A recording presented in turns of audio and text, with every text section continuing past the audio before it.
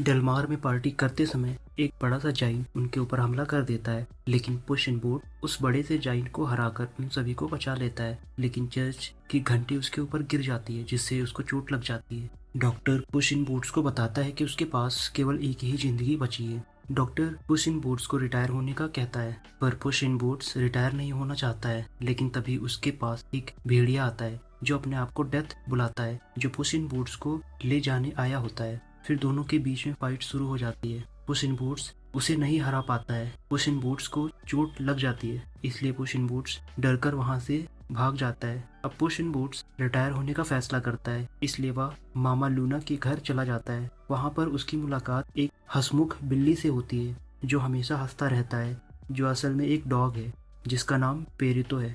Goldy lock अपने 3 भालू के साथ लूना के घर पुश इन बूट्स को हायर करने के लिए आती है, लेकिन उनको लगता है कि पुश इन बूट्स मर चुका है, इसलिए वे सब वहाँ से चले जाते हैं। पुश इन बूट्स अपनी जिंदगी को वापस लाने के लिए विशिंग स्टार को ढूंढने का फैसला करता है।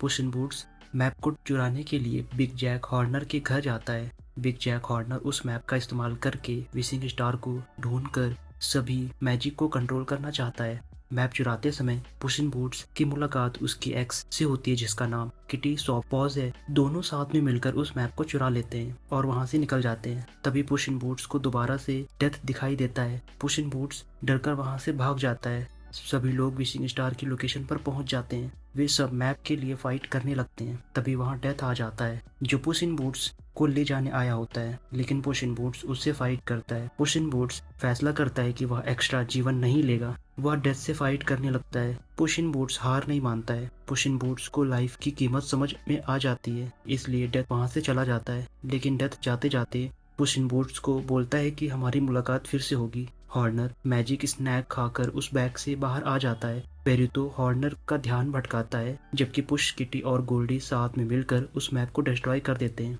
गोल्डी को समझ में आ जाता है कि बियर्स ही उसका असली परिवार है।